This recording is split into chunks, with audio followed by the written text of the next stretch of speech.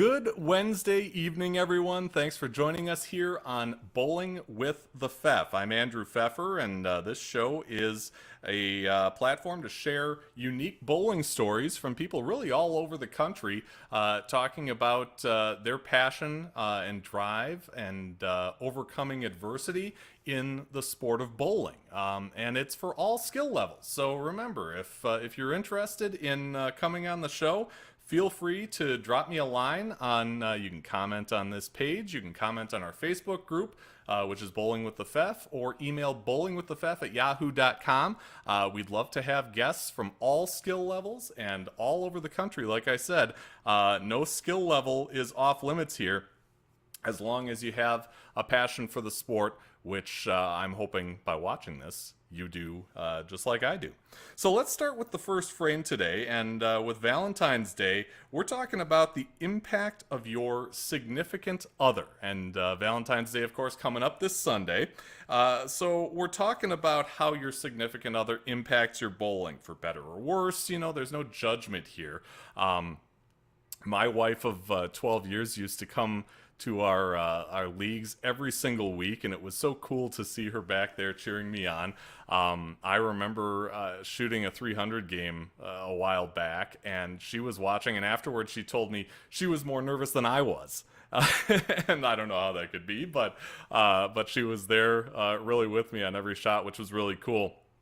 We have an 8-year-old nowadays, so we're not at the bowling center together so much anymore, but I do have those memories that I really cherish. But as far as you know, maybe you have acceptance or encouragement from that person, maybe even awe, and maybe they're just wondering why you blew so many dollars, you know, in brackets or pot games after league. But hey, maybe you're still waiting for the one. That could be too. But we want to know how your significant other impacts your bowling. The chat window is open. Feel free to leave us a comment in the chat, or if you're watching on replay, leave a comment. We'd love to hear from you, and if you're watching us live, we will share your comments later in the foundation frame. So let's move on to our beer frame, and we're very happy tonight to have a couple, which I had been hoping to do for a while leading up to Valentine's Day. We have Margie and Mark Wukoman from Franklin, Wisconsin. How you guys doing tonight? Oh, you know, it's always better if I turn your microphone on. How's that? Oh, okay. Yeah, very good. We're doing great. Great. Thank you. Thank you so much for joining us. Yes. You guys have been married for almost 24 years. And let's get down to it. I mean, two competitive bowlers together probably have some ideas how the other is doing, how they're doing it while they're on the lanes. How do you impact each other's bowling? You want to answer? Should I? You can go. Well, we're pretty competitive, the both of us. And I think it's kind of hard for both of us to critique each other, because we kind of are headstrong, and you know, we do respect each other in bowling, but it seems like when we get competitive with one another, you know, sparks might fly a little bit. But Different style. yeah, and we're kind of different in style. Of course, everybody's different in styles, but you know, it's funny. You know, we're kind of passionate about the game. But again, it's not something that rules our life. It's something that we did. And I mean, she's done it forever. I've done it forever. And I just, as far as how she impacted me, I'll give you a great example. I mean, she's heard this story a million times. And I mean, she had a big series back in 2001, and it was 836 she had. And that was one of the highest series in the state of Wisconsin almost. She was maybe second or third, I guess. Mm-hmm. But anyway, so I always had this thing over my head where, well, she's got the high series in the family, blah, blah, blah, blah, blah. Well, anyway, that fateful day in April, I beat her. And it was like, you know, it was kind of a driving force. But I can't say if I wouldn't be able to throw in that score, without me thinking about, I'm gonna beat her or whatever. It's just my crazy thing about being so competitive. Maybe that kind of pushed me. Maybe I should thank her, because if I didn't have that, the beat, I probably would have screwed up. But it's like that. It's like, when you get to a certain point in that series, you're going to think, well, you better throw it, because you're never going to do it again. You're never going to have a shot at it again. So it's that was my kind of thing with her, that she made me kind of push myself. Yeah. So, but she's a critic of mine. When I'm doing something wrong, I mean, back in the day, she would try and correct me, and then I would get upset, like, all right, all right. What's a female doing telling me what to do? Yeah. But, in the back of my mind, honestly, I knew she was right. But, it's. But in front of the guys, you couldn't admit that. No, I couldn't. And, there was a few times, oh, crap, I should have listened to her. And I'm beating my head in the wall, and, why didn't you do this? Why didn't you do that? And then when you're upset, when you're bowling bad, and somebody tries to tell you what to do, especially somebody that's close to you, you kind of like, oh, okay, I don't know, you just want to say, all right, forget it, just leave me alone.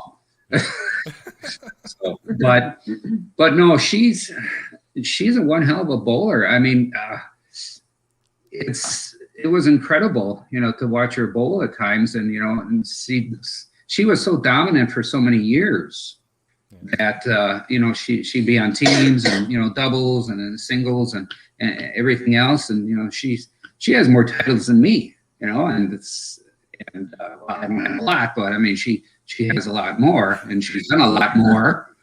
But like I said, she has a talent, that we were both blessed with a talent.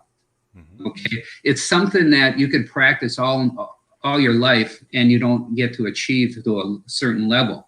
Yeah. But we were kind of born with that type of mindset and natural ability.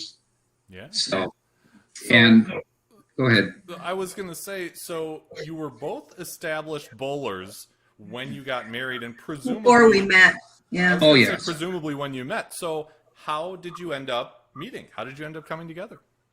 Through bowling. Yeah. I met her, it was in August of 1988 at Red Carpet's Regency.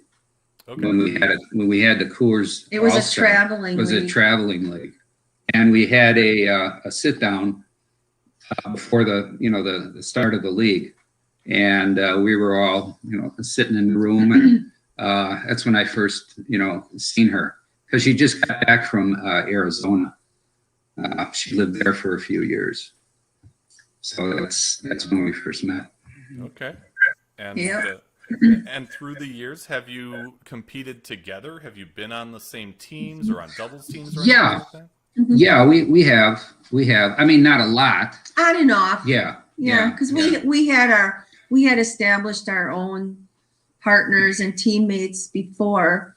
So we didn't want to abandon that, but when the occasion came up and there'd be a mixed doubles tournament or something like that, a league, or sometimes there were a couple times when I filled in when they had someone on their team that couldn't make it, things like that. So we did a lot. We did a lot together and a lot not together. Right. Which I think is a good adversity, because I think if you're always with that same person and they're just you, sometimes you lose the passion and drive and competitiveness that comes from being with other high caliber bowlers too. I think you're a little more focused, because you're not emotionally involved with anyone. And if they miss a shot, you're not going to get mad at them. But if they're husband or wife, you might get mad at them. So the ride home, then it gets pretty bad. Yeah, exactly. So, but I mean, she's bowled a lot with Joe Natoli, and they won a lot of tournaments together, and they have teams. Jim Paul. Yeah, yeah. Some of the other big ones, Yeah. Ciardo. Yeah. Stuff. Yeah.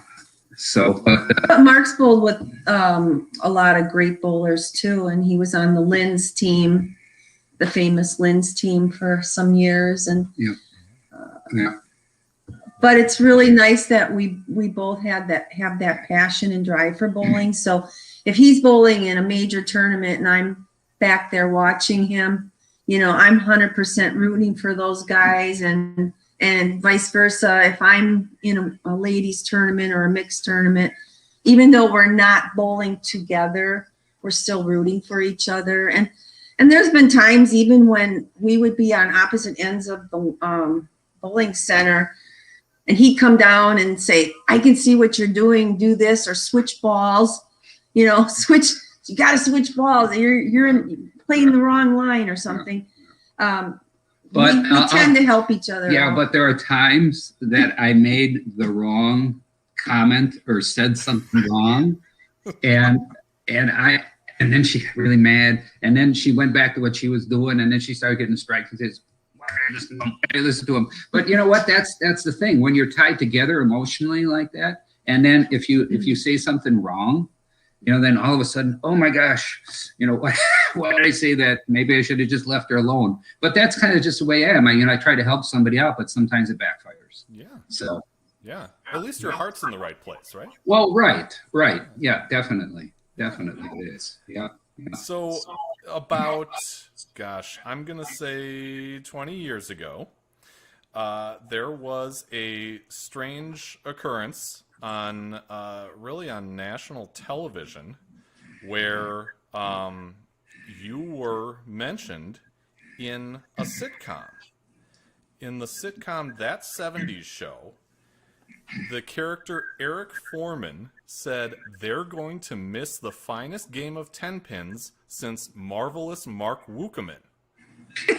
Tell me how you came to find out about this and what your reaction was. I know exactly what happened. My stepdaughter, we were up north at our place at Elkhart. Okay. And she said to me, a friend of hers called her and said, I didn't know your stepdad was famous. He was mentioned on the 70s show. And I'm thinking to myself, how the heck did she find that? Well, she must have been, watching the 70s show and caught the episode. Yeah. And in fact, I still have it on my phone, just a little icon. But I couldn't believe it. And like I said, that took place in 2001. Yeah. So, who was I 20 years ago? Why they pick? Honestly, gosh, why they pick me? There were other.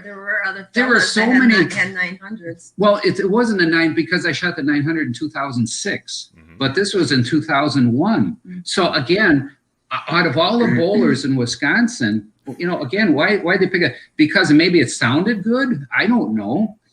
Maybe. What about that trivia game too? Yeah. You have to tell them that story. I was also in a trivia game, the Milwaukee trivia game. Okay. And somebody brought that to our attention. Yeah. A friend. Yeah. And I think who was the person that shot 900? And they had a list of names.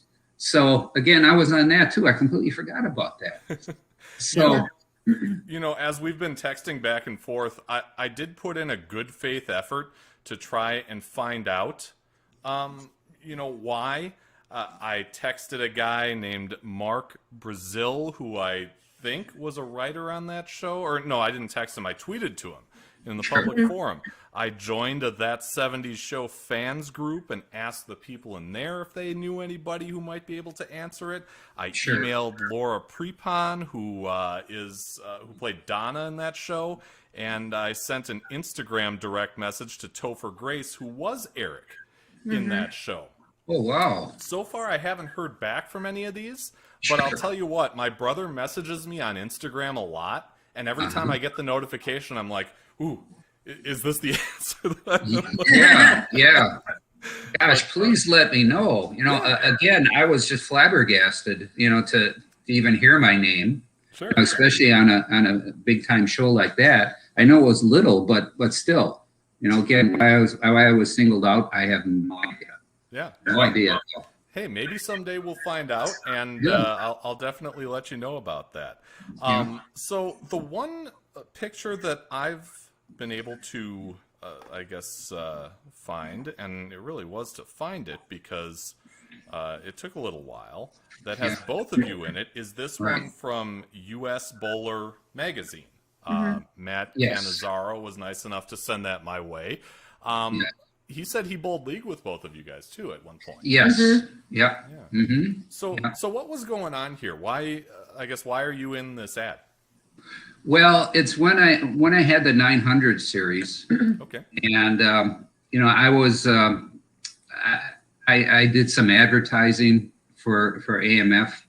And then you were sponsored. And then I was sponsored by AMF also. Oh, okay. But I guess they wanted to take this because it was a couples tournament, I think. Okay.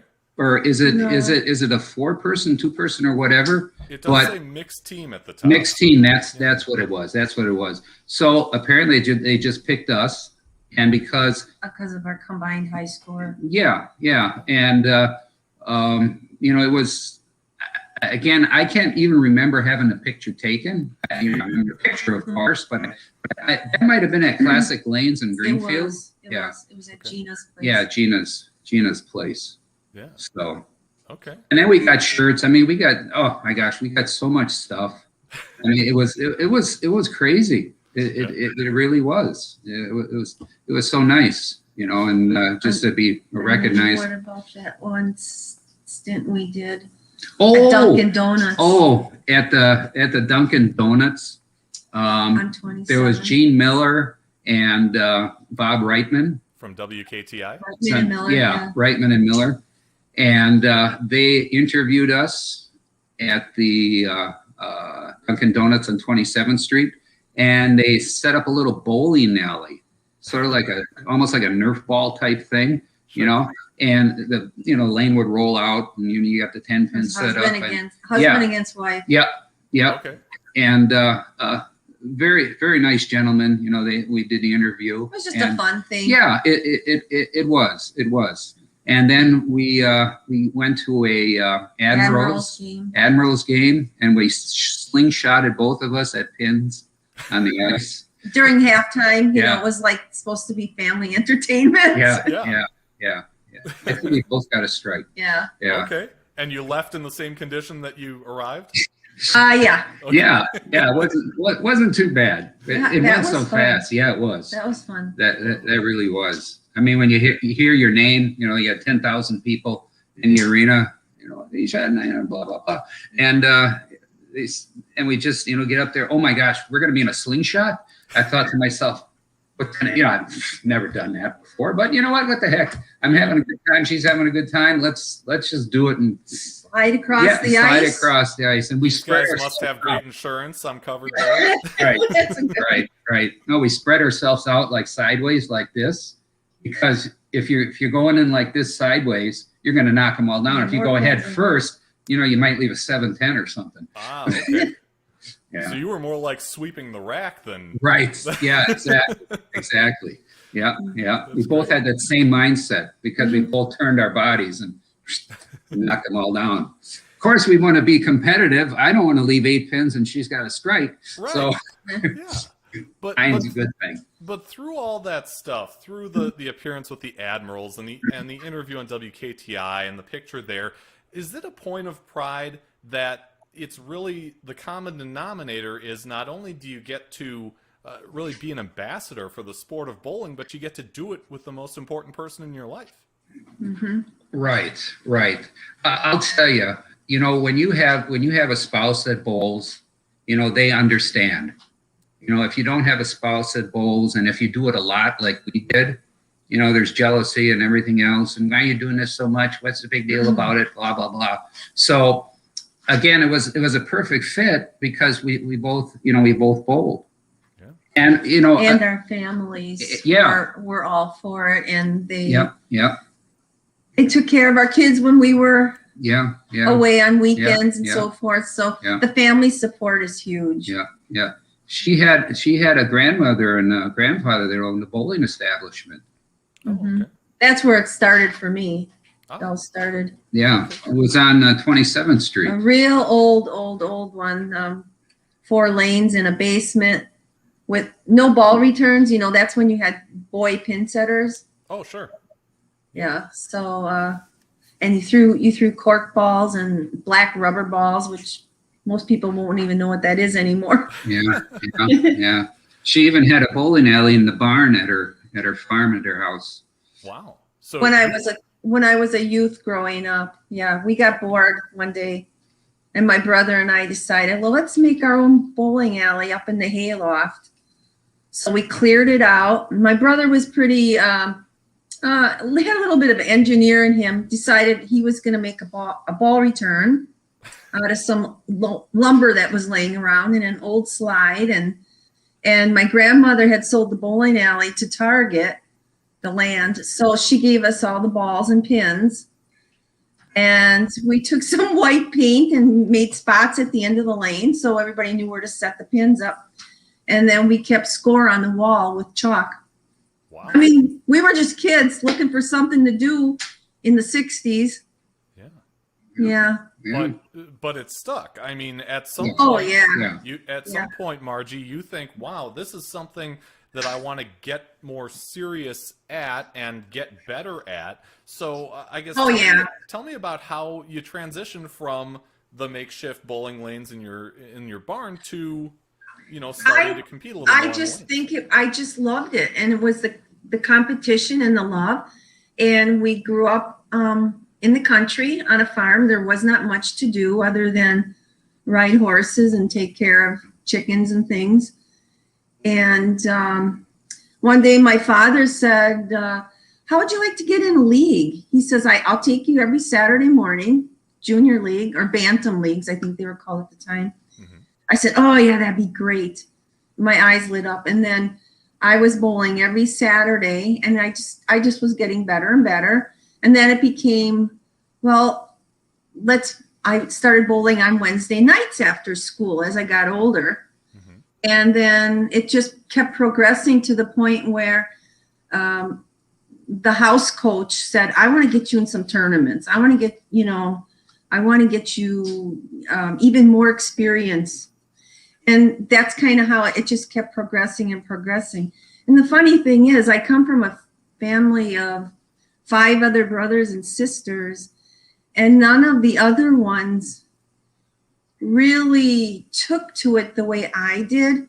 I had a sister and a couple little brothers that bowled, but they never continually pursued it. Sure. So I don't know where it came but I just had the passion and love for it, and never stopped from that point. Was there, I guess, a threshold, a hard transition from junior bowling into adult bowling, or was it just kind of something you just kind of rolled into, pardon the pun? No, it was a little bit, I don't want to say traumatic, but there was a big difference. I think I was 17 or 18, and I ran into a few ladies, some real well-known bowlers, and they said, we need another teammate. Would you like to bowl in the Kuglich's Classic League? And I was like, New Berlin or West Milwaukee? At the time, it was West Milwaukee, okay, which is now no longer there. Yeah. Mark Kuglich was running it. And this was the biggest thing probably in all of Wisconsin at the time. You had the likes of Janie Lazinski and Carol Miller. Jean Bopp was bowling in that.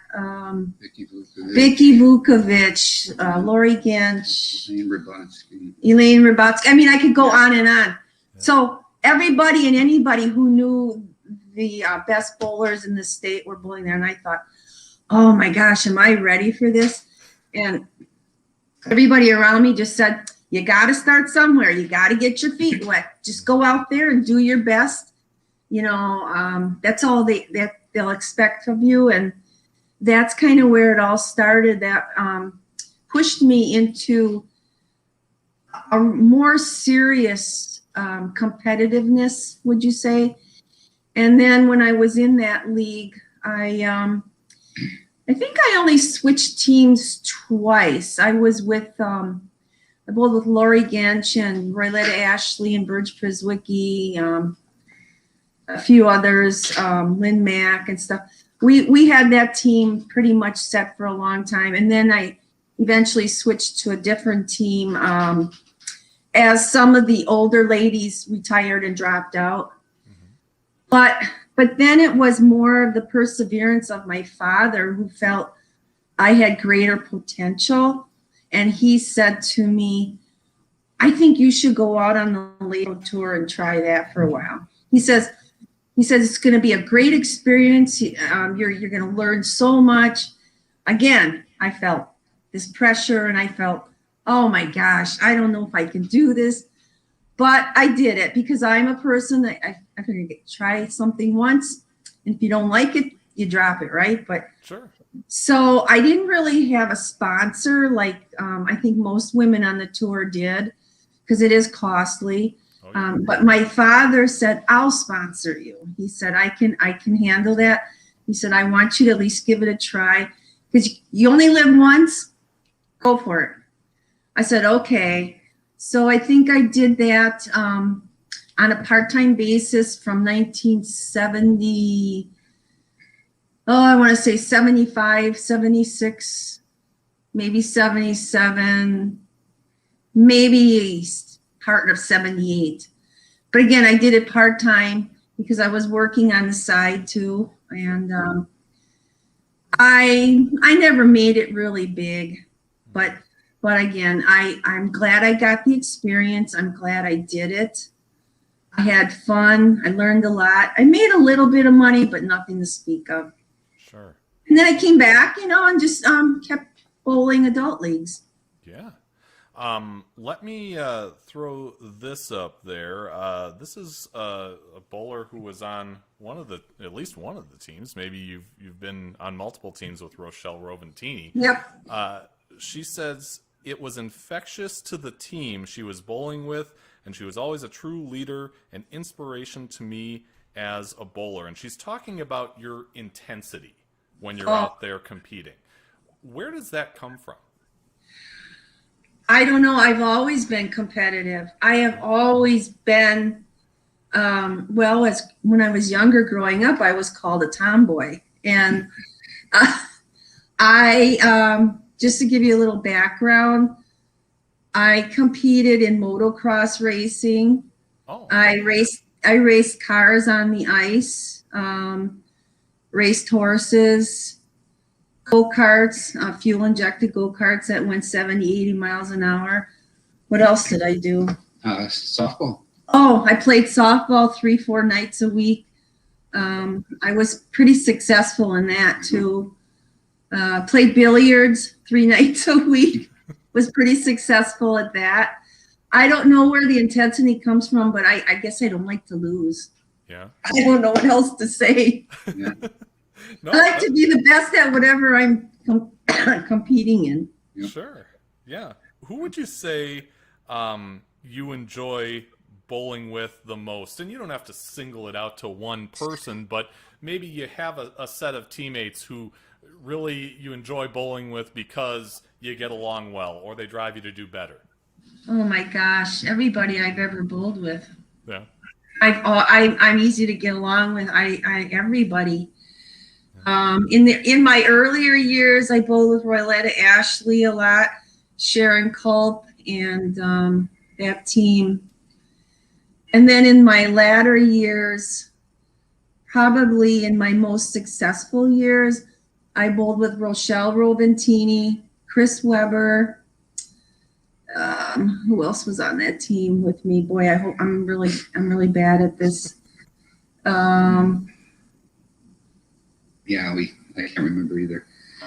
That's okay. And I don't mean to put you on the spot. But... Shannon Groff or Shannon Labinski. I bowled with him quite a bit. Yeah. And I'm sorry I'm drawing a blank, but no, that's okay. Go ahead. No, I was gonna say let's talk about this team. this is from 2001, and I'm glad that Shannon was able to give me this picture. Oh yeah, there's the team. Yeah, she said this was Shannon said this was her first city association team title, and that you guys won it on like the last squad. Do you remember that tournament? Yeah. We did that quite often. Every now and then we'd say, well, let's enter the tournament, but let's try and get on the last squad, because then we know what number we got to shoot for. Oh, sure.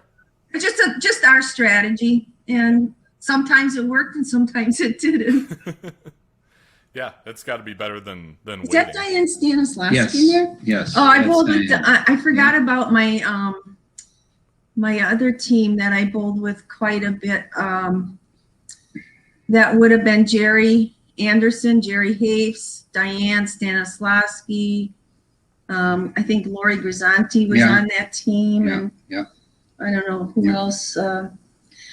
They were there. Those are some awesome bowlers too. We had great times, and we bowled nationals and some traveling tournaments and stuff. Yeah, like I said, everybody I bowled with, we always got along, and I highly respected them all. I always had great bowlers around me. I don't know how I did it, but and does that speak to the kind of the level of talent in the Milwaukee area? I mean, every city isn't like that, where you have this crop of great bowlers, male or female, we'll say. Yeah. Right. Yeah.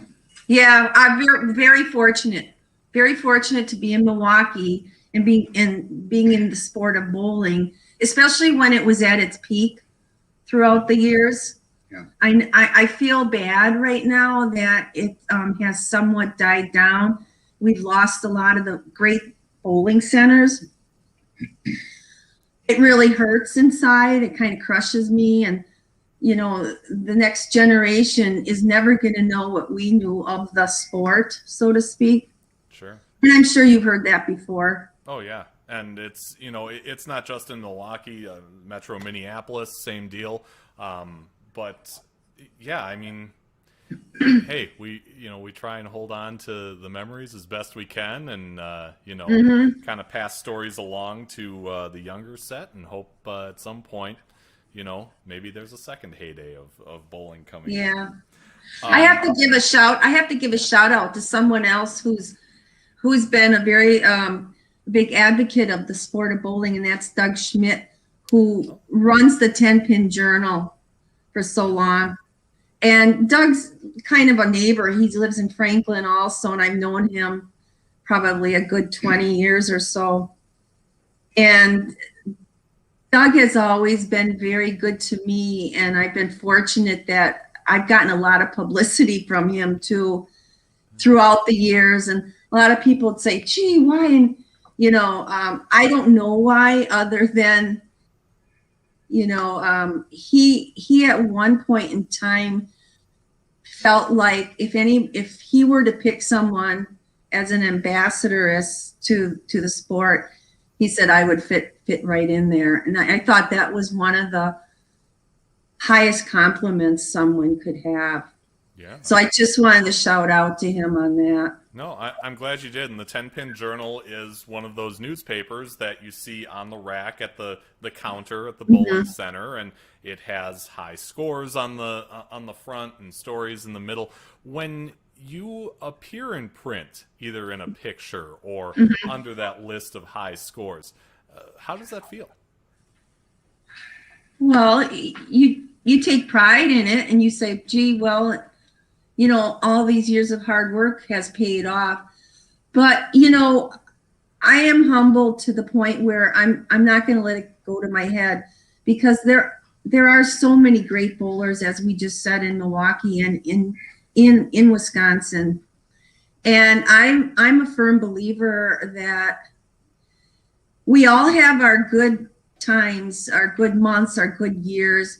And, you come and go. And so for a couple of years, it's my turn. Next couple of years, it's going to be somebody else who's always in the spotlight. But it feels good when it happens. It's just like anything in a sport, when you achieve that goal. Sure. Mm-hmm. Mark, how did you start when you started bowling?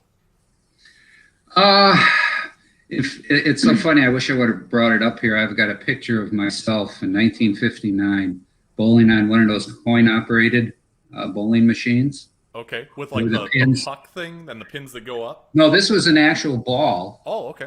And the pins would fly up when you'd hit it. Yeah. And I was in a little jumpsuit, and I had this little follow through like this. And you were in a tavern as a little youth. Yeah, but it was Burnham Bowl. Yeah, go figure. It was Burnham Bowl. See, this was the old Burnham Bowl. This is where they had, when you first walked into the building, they have the bar, and then the lanes were next to the bar. The bar would go the length of the lanes, and then you'd have the bowling alley there, and then there were seats also, for people to watch. So, but then I think it was like 1965, 66, they changed it over to what it kind of looks like now. So, but yeah, I started there when I was about 9 or 10, and in a junior league, and I was called a left foot Louie, because I slide on my right foot. Oh. and it's just the way I bowled. Yeah. And nobody told me. My dad wasn't a teacher. So, and I'll never forget this time. It was a Saturday afternoon. I come running home. I'm crying. And my mom says, "What are you crying?" "I don't want to bowl anymore." I said, "Why?" "They're making fun of me." Because they keep calling me Left Foot Louie. Oh, no. Yeah. So my dad, he says, "Well, Mark, if you want your own bowling ball," because I was throwing a 10-pound Brunswick house ball, had a number 51 on it. I'll never forget this. And he says, "Well, if you want your own bowling ball, you're going to have to learn how to slide in your left foot." So it took me like 2 weekends to learn. Yeah.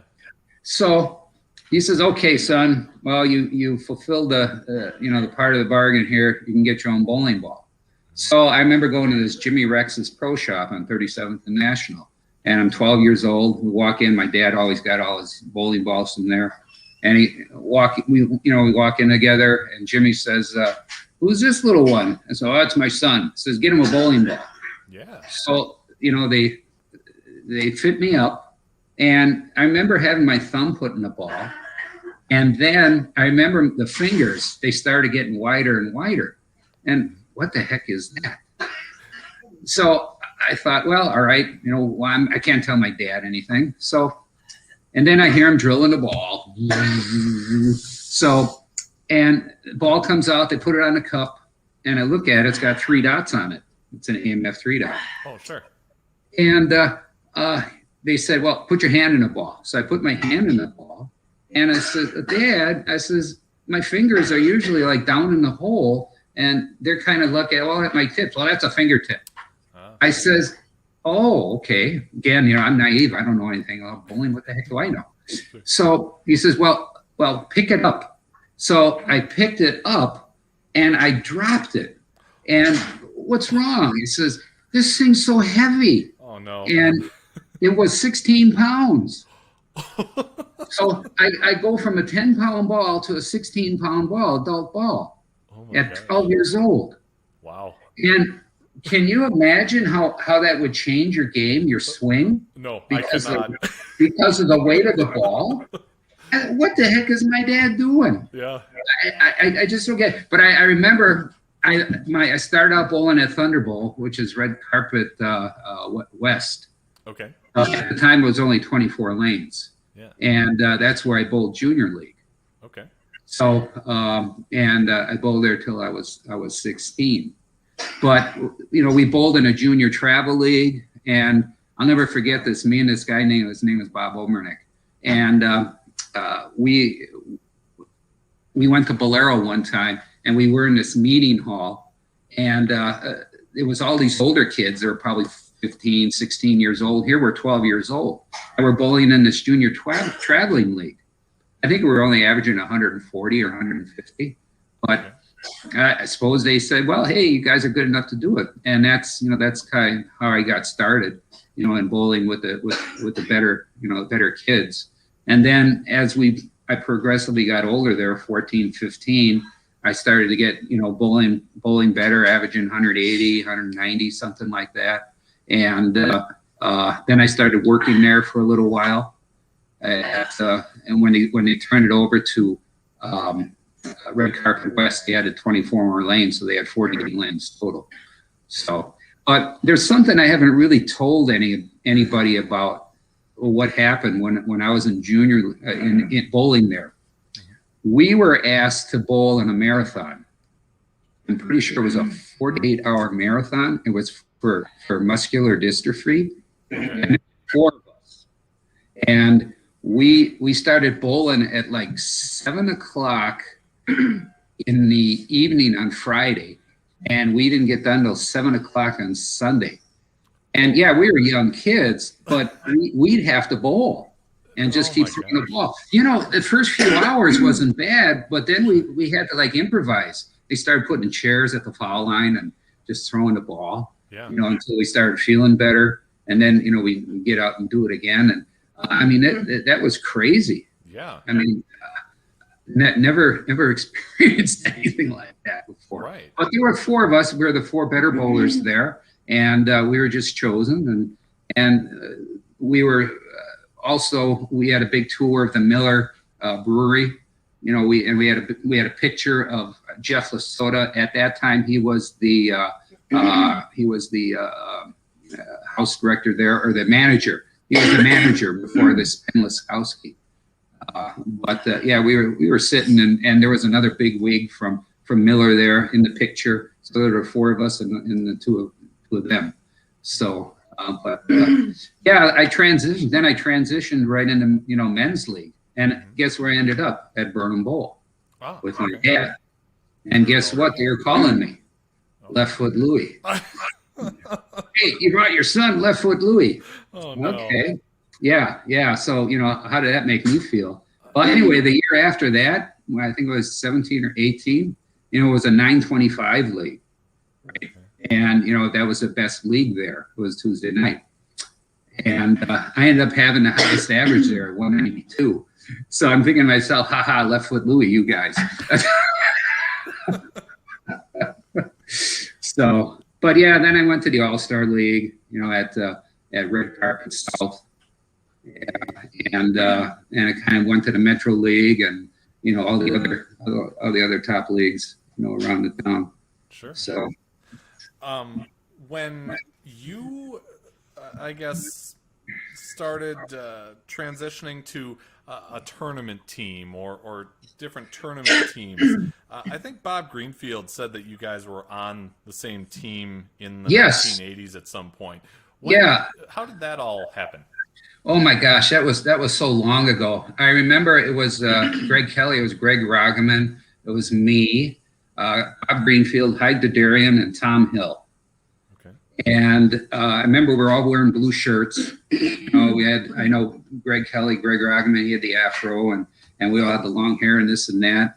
And that was at Nationals, and I can't remember what Nationals it was, offhand. But that's going back so far. I bowled on all these different teams and this and that, and you kind of lose thought, lose memory of that stuff. Yeah. So, but I did bowl on a few teams with Bobby. Yeah, he was good, great bowler, interesting style, but the guy could play, and it's I think we only had that team for 1 year, that I recall, because I remember I bowled with Luddy's Steakhouse, and on that team again was Greg and Russ Rittberg, me, Gil Yechter, and I can't remember. Miller, anybody? No, I can't remember the fifth. But yeah, that was another very good team. Sure. Oh, I think it could have been Dale Traber. Dale Traber. Yeah, it might have been. I remember bowling with Dale, I think when we were in Baltimore. Okay. That's what it was, Baltimore. Yeah, I think it was me, Dale, Gil Yechter, Greg, and was it Bruce Torbeck? Gosh, I can't remember. This is going back to like 1981. That's 40 years ago. Yeah. So when I was talking to Bob, I had to ask him about you, and he said that you're a student of the game and a really great competitor. Like I said, your teammate in the early '80s, and he really enjoyed bowling with you. yeah. Coming from a guy like Greenie, what does that mean to you? Well, I was a student of the game, and the reason why I was fortunate back in the early '70s to have a coach. His name was Vince Cinder. And Joe Natoli did too. Yeah, and there was a few of us that he schooled, and he did that for many years. And he followed you guys. Yeah, around. He followed us around. He was on Bowling with the Champs, as a corner man and things of that sort. But I'll tell you, he's probably the most influenced in my life as far as the game. And he taught me so many things, and it stuck with me until still today. I sometimes fall back on it, but I'm kind of that way with everything. I try to learn as much as I can, and then I try to pass off that information to other people. I'll go out and help them. There's many times some guy would come up to me and says, "Hey, Mark, what was I doing wrong? This and that." We'd sit down, I'd watch him bowl for 15, 20 minutes. And I'd help them out. And I said, well, that works really good, this and that. But that's because, I was taught for so many years. In fact, it was like bowling boot camp on a Saturday afternoon with Vince and I. Yeah. We would go out, and I'd be bowling for like an hour or 2 hours. And, you got to do this right. You got to do that. Or your pendulum swing is off. Your push away, it's not, your first step isn't long, is too long. You got to have more of a delayed pendulum swing and all this other stuff. And holy mackerel, there are times I think, can I do this anymore? I don't know. But again, he was one of my major influences in my life. Yeah, he was, and he came from nothing as far as a bowler. He was an interesting individual. He was a reformed alcoholic, and he decided, this is about 1977, maybe about 72. He came into Red Carpet West there and started watching us bowling. And we just thought it was kind of odd. Here was this older guy, he had a t-shirt with egg stains on it and old pants and stuff. And, and why is he watching us? But he was kind of watching and studying. And then he really got into the game. And then he was, in fact, he knew Tom Coors very well. And, he'd speak a lot about him and, read his book and everything and, analyze the game of bowling. It was amazing. It really was. So, and he was like in his late 50s, when we first met him. So, it's not like he was, as a young guy, but he wanted to do something, nice for other people. He didn't want to, how would I say, he tried to break a bad habit with, it was his alcoholism.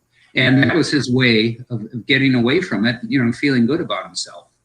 Sure. And so, but he only picked a certain group of guys that he'd like to teach. Joe Natoli, like Margie said. There was Jeff Henry. There was me. Let's see, there's Brian Brazou.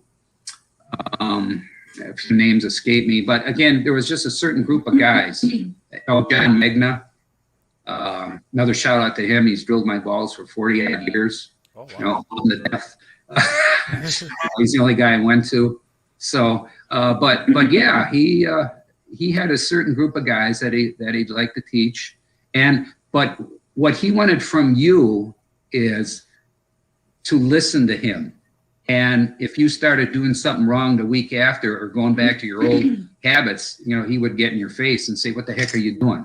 We worked on this for a whole couple hours. All of a sudden you're back to you're doing your same old stuff.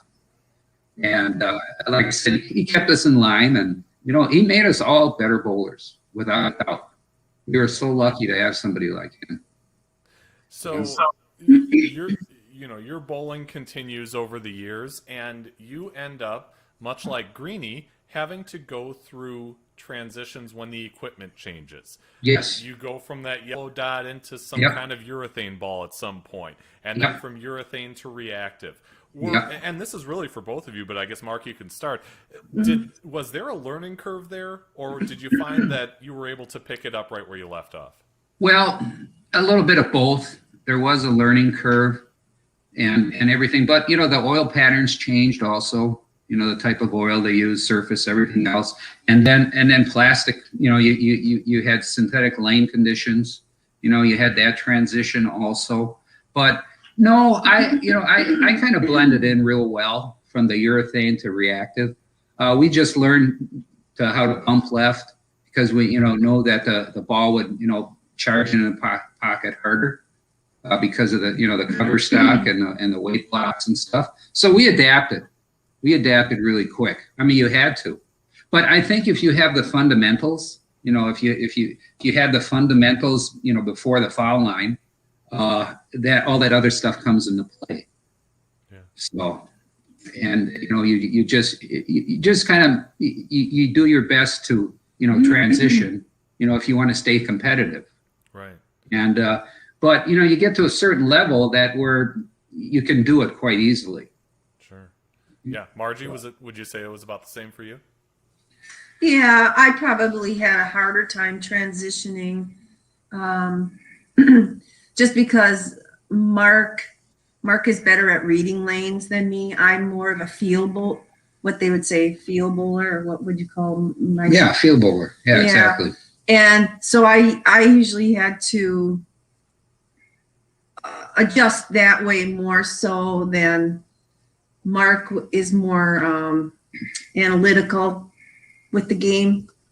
So that's a difference between us. But I feel like I adjusted pretty well because like we said earlier, probably my best bowling years were in, late 90s, 2000, up to 2010, 15. And that's when all the new equipment and things came about. For me personally, because I'm a smaller person, I had to adjust in different ways where I was starting to, I never used a wristband before, but through the years with all the changes in the equipment and the lanes, I started using a wristband and other things like that to help strengthen my swing and the rotation on the ball and stuff. And it was a little more of an adjustment for me versus Mark because he never did any of that. But I thoroughly enjoyed the challenge, and I felt like it made me smarter and better. But for me, that's the difference between him and I. That's all. Yeah. There is a great story out there about the Doisters tournament that Margie that you won with Lebinsky and a bunch of others that involved Mark. How did he factor into that win? How did that?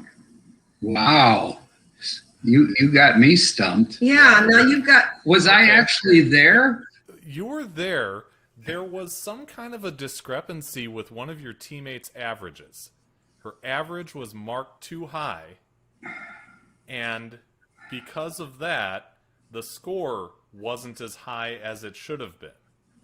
And in the 10-pin journal, Doug had written that Mark was able to point that out.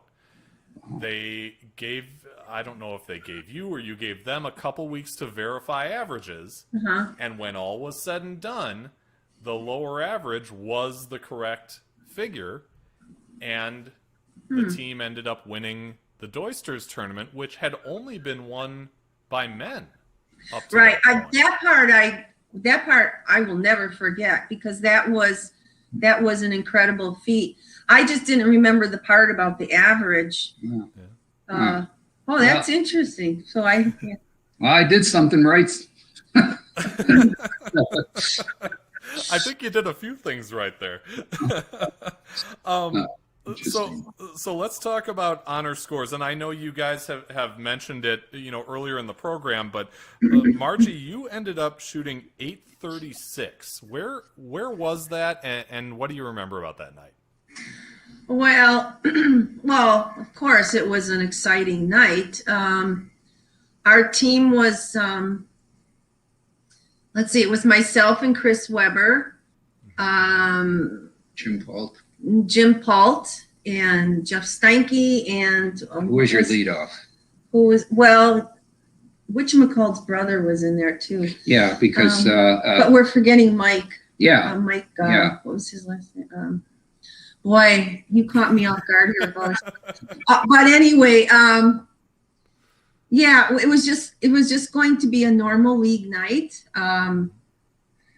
But I started out with, I believe, a 300. And then I think I rolled 278, was it? Yeah, or 258, 278. Yeah, something like that. Something like that. Yeah, And it was just strike it. I never missed the pocket.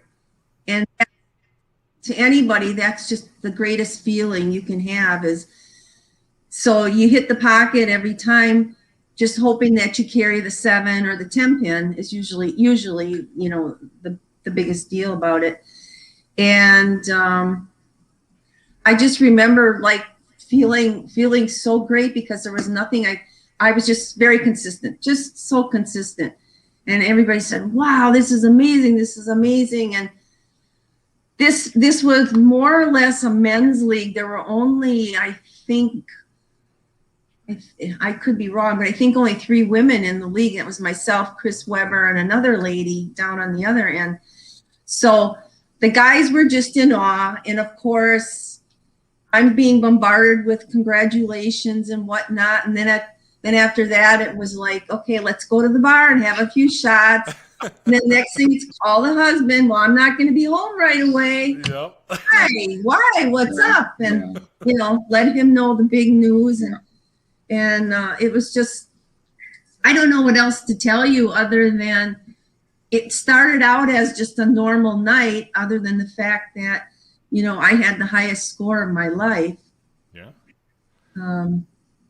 And the bowling, you see, you asked me the bowling center. It's the old Byerly Bowl. They don't It's call Riviera now. it was B&B for a while, but then it went to Riviera when I think Dan Daughtery took over. Sure. And he was also a very great host to us and treated everybody well over there.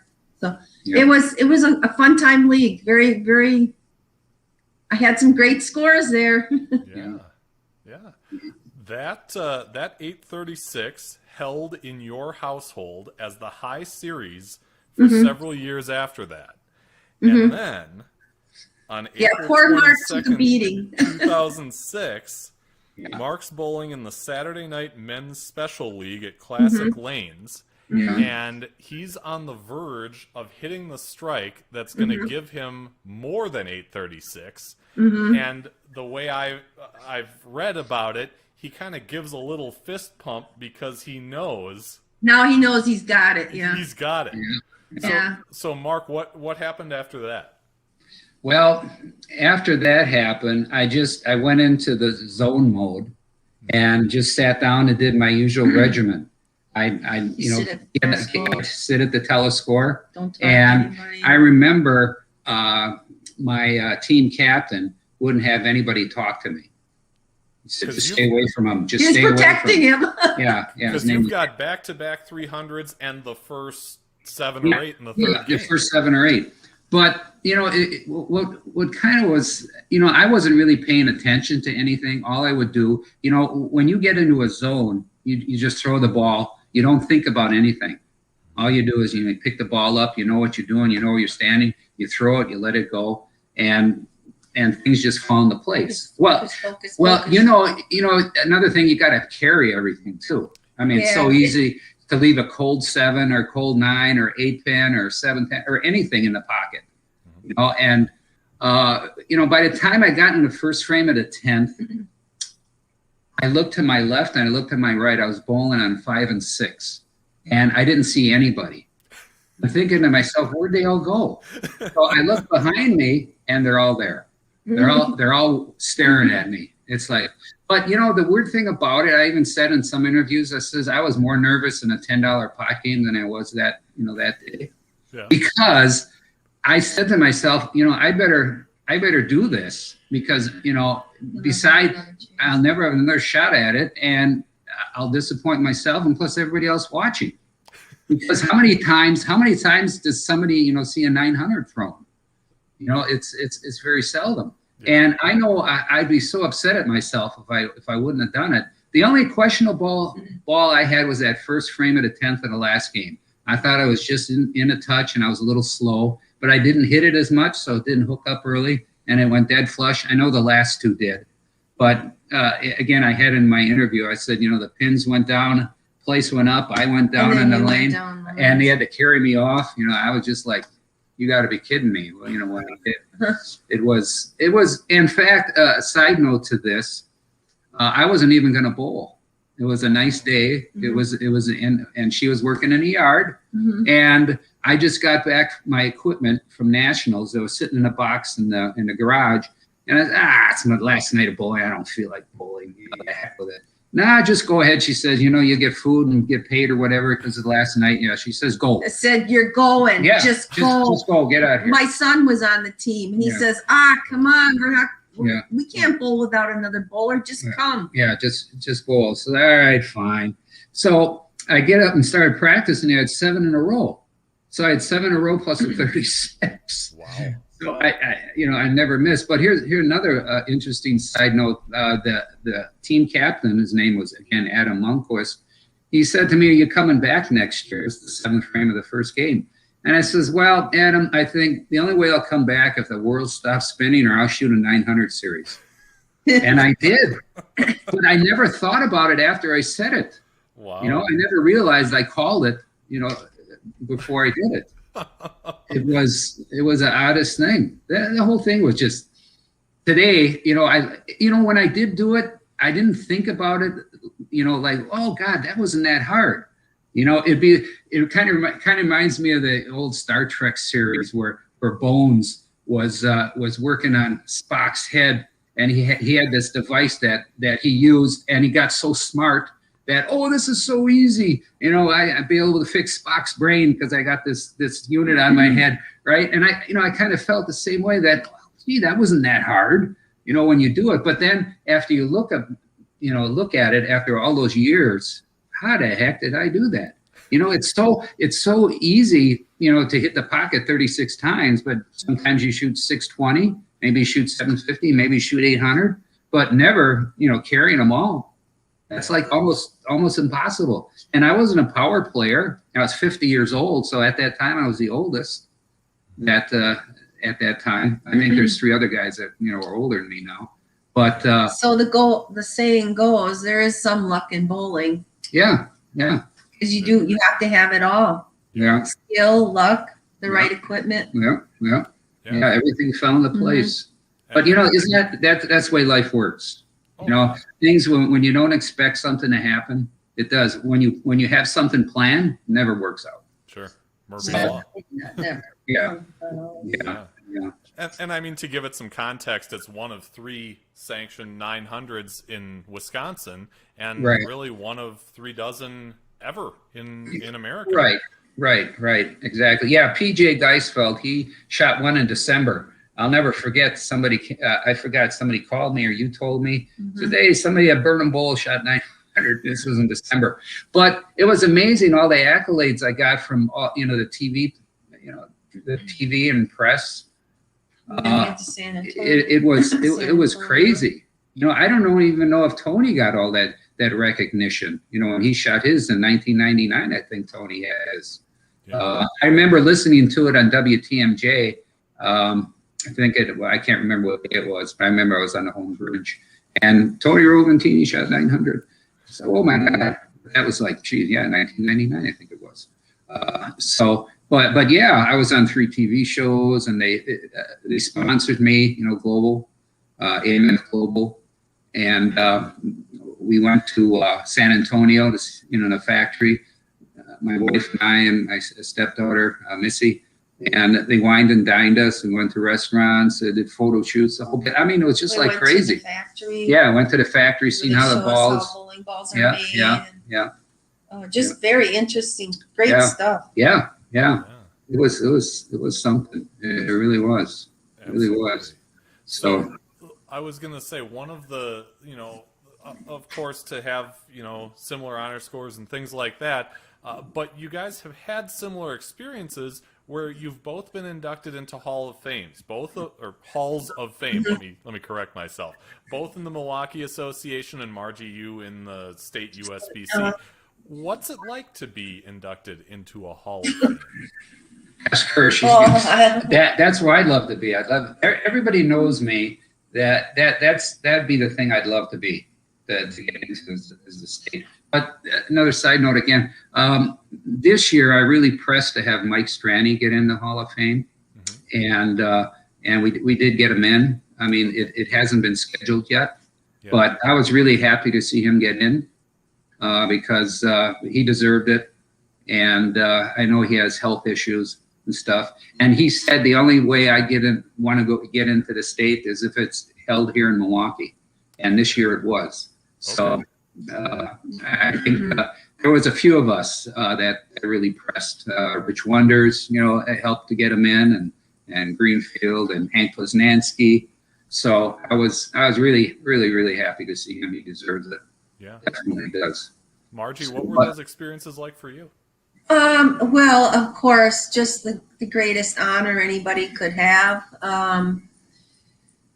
Being inducted in the Hall of Fame for something that you've done your whole life has so much meaning to it. Your hard work has paid off. You've met so many great, wonderful people along the way. We've traveled to many states along the way and had so many experiences. And then just being surrounded, when we go to the banquets and you look at the list of people that have been inducted in the Hall of Fame from the beginning until now, sometimes I'm in awe that my name is even on there. When I see the likes of Jeannie Bopp and Jeannie Lazinski and Carol Millers and, all the people from early on, and then right down to the current competitors and friends of mine and teammates. I don't know, the feeling is sometimes unimaginable, unexpressible, because I think to myself, I'm just a normal everyday person. But it's probably the highest honor someone can get, by getting there.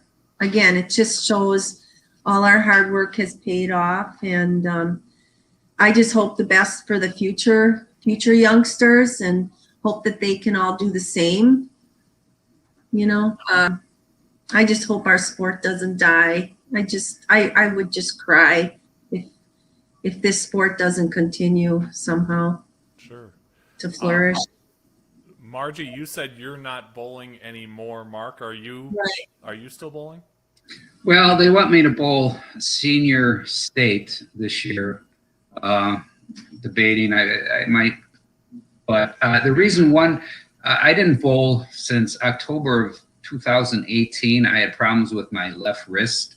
I had I had to have a little surgery done, and then in April of that following year, I had issues with my heart, and I decided to step away from the game. And then COVID came around, and our team, the team that I'm on right now, Ray Shuby, Tom Fenning, me, Joe Natoli, that's my state seniors team. We kind of broke up. Tom Fenning didn't want to bowl because of COVID, and he was one of our strength. Where we were all, each had our own, place in the team, and he was one of the strong bowlers on the team. And it's not the same when we had a special bond of us four, and you take that away, you take one away, it really kind of affects the nucleus of the team. And we just got along together so well. And somebody was struggling, we'd say something to somebody. But yeah, it's hard to get guys all focused together, and egos aside, you're just out there to bowl. So, and we were lucky enough, in the state seniors, we won a back-to-back. So, that isn't too easy to do, but yeah, that was quite incredible. Yeah. When I asked Shannon about you two, and Shannon was, we bowled juniors together. We both bowled for UW Milwaukee at the same time. So I guess you could say we kind of run in similar circles. I don't live there anymore, but Shannon said that they're both great bowlers, but more important, great parents and grandparents and people. You talk a lot about the relationships you make along the way in a sport like bowling, where you're constantly meeting people and teaming up and things like that. I guess, how special is that for you two to, kind of have peers and, people you compete against that become lifelong friends like that? Well, I can say it's wonderful. I can't imagine my life being any differently. I feel very fortunate that I got to have a successful career for 30 years, meet wonderful people, and have these great relationships where we not only were friends and competitors on the lanes, but afterwards, let's just say weekends, holidays, we still hung out together. We celebrated kids' birthdays. We went on trips together and did things. I couldn't imagine anything else. It's like what Shannon said.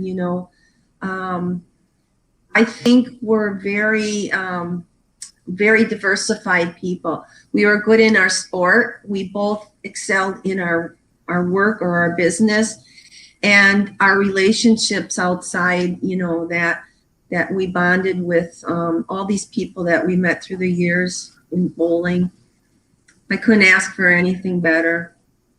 Yeah. And I still keep in touch with all those people. Maybe not as much. COVID has really put a strain on us.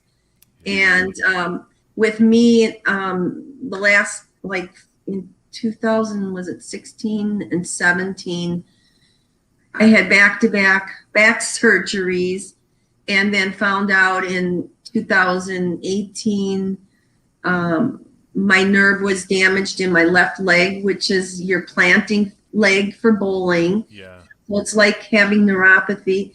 I just said it would be so difficult and hard for me to start all over with like a 10 or 12 pound ball and go through the whole thing, that I just said to the girls, I said, I'm going to take a year off. I said, let's see what happens. And then one thing led to another. I had more grandchildren come up, and I started helping with that. Then COVID came around, and it's just been a really tough last couple years. I hate to say goodbye to the sport, but I kind of have to look beyond that and say, I've got to do other things now. Sure. So, Do you both find that although you're not actively rolling the ball, that there is still a way to stay connected with the game? I mean, I'm one of those who essentially opted out this season because of COVID. Yet this show is kind of my meager attempt at staying connected your outlet, with the game. Do you guys find that you have something that keeps you connected, at least in some form, to the sport of bowling? Well, I've been texting you back and forth, about the pro tour. I watched that, and what I try to do, I try to analyze everything that's going on. How the guys are playing the lanes, what they're doing, this and that, and I wish I could have been a color analyst, because I could yell at them, you're doing this wrong, you're doing that wrong. But yeah, that's kind of how I stay connected. By watching that. Sometimes when I'm on YouTube, I'll run across some old TV shows, like Roth and Holman, or Anthony bowling somebody, and back in the old days when guys only threw a ball with one hand, and the old same type of contemporary style, the same thing. And those are the shows I like to watch, back in the day, 40 years ago, 50 years ago, stuff like that. You've never seen the ball hooked down the lane. Yeah. And it was so different back then. But yeah, I don't think I could ever just cut it off in my life. But there are times in the summer when I was bowling, the summer I would have nothing to do with the game. It's just like it just didn't even exist, because I'd be into my cars, or I had my business and everything else. And I just after like mid-April till Labor Day, there'd be no bowling at all. It's not like I've never done it before. But then when I start, then you put your game hat on and you get out there and bowl. Yeah. So yeah, absolutely. We do a thing on this program called Off the Sheet, and the way we go off the sheet is to have you challenge somebody. Again, skill level, I'm indifferent to that, but somebody who has a passion for the sport of bowling and who would be a good guest on this program. So take it away. Who do you think would be good on Bowling with the Fef? I'll give it to you. Well, I would say Rochelle. Have you had Rochelle Roventini on? I have not. No, she would be wonderful. Yeah. She's done it. She's done everything. She's a good speaker, a good advocate for the sport also. I would mention her. Yeah. Okay. Great. Well, Rochelle, if you're watching, or even better yet, do the husband and wife thing. Yeah. Tony Roventini. Okay. Tony and Rochelle. Yeah. They're both two major forces in the game. I think they're both still quite involved in bowling. Oh yeah. Tony's got the 900. Rochelle's I know I think she's in one Hall of Fame.